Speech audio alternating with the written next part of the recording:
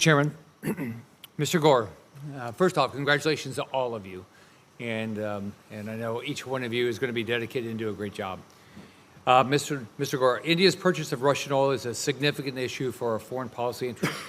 As our next ambassador to India, how do you view India's choice in light of U.S. tariffs and our strategic goals? Thank you for the question, Senator. President Trump has been crystal clear on this. They must stop buying Russian oil. And I believe almost every single member of this committee has co-sponsored Senator Graham's legislation, which has proposed a 500% tariff on secondary purchase and reselling of Russian oil. The president has only imposed a 25% tariff, and he's fully encouraging also our European partners and others around the world to stop that. Our tariffs work if our partners around the world are on the same page. If we're unilaterally putting tariffs on someone, but they're able to buy the same oil and resell the same oil through China, through India, through Brazil, that's a problem. And so we fully intend on fixing that. India is a vital counterweight to Communist China in the Indo-Pacific. So our relationship is very important. I'm concerned that India is a member of the BRICS organization alongside some of our biggest adversaries. So how are you going to deal with that? Senator, I share those concerns with you. With that said, Indians have been on our side on various issues within BRICS, including several individuals in BRICS, Brazil, China, have pushed for years to move away from the US dollar. India has been the stopgap for that. India is much more willing and open to engage with us than with some of those other individuals that are in BRICS. All right, thank you. Mr. Walker, what would you consider a clear measure of success at the end of your time as ambassador? How would you like to leave the U.S.-Bahama relationship after your term as ambassador? Sir, thank you for the question, Senator.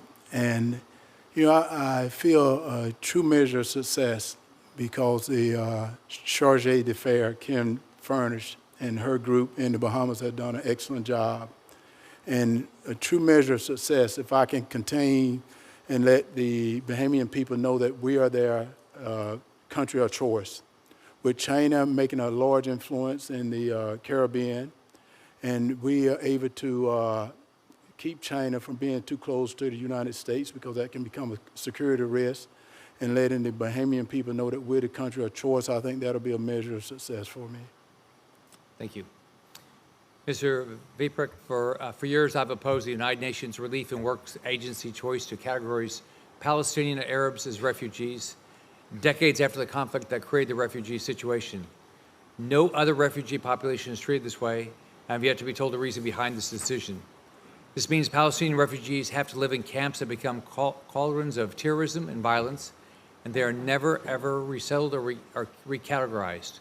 This allows Israel's enemies to falsely accuse Israel of violating international law and demanding the use of land that threatens Israel's security. What plans do you have to address the situation?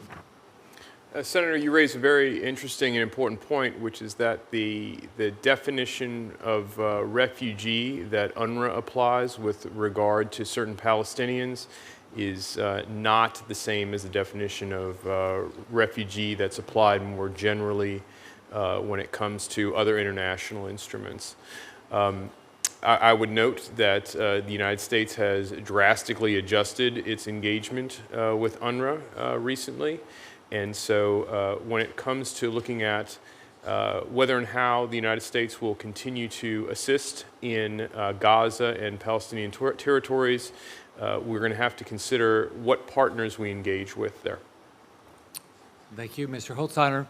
Keeping our focus on the Middle East, the U.S.-Jordanian relationship is clearly important, but given the current regime's instability and the pressures from our enemies on Jordan, it's also a difficult one. Do you believe this relationship can be improved, and can Jordan become more stable and less at risk from its own population and terrorist threats? Thank you, Senator, for the question. I do believe the relationship can always be strengthened. The relationship between the United States and Jordan is good. It is very strong, and again, thanks to many members of this committee who have invested in that relationship over many, many decades. I do think there is always more work to do to strengthen the bilateral relationship, particularly given the important role that Jordan plays in the region right now, and it has played for many, many years, particularly as we look at implementing the president's policy on Syria and activities going on in Israel. So if confirmed, I look forward to working with Ambassador Huckabee, with Special Envoy Tom Barrack, and others to do the very best that we can do to strengthen that relationship and support the Jordanian government. All right. Thank- Thank you. Thank you, Mr. Chairman. Thank you, Senator Scott. Senator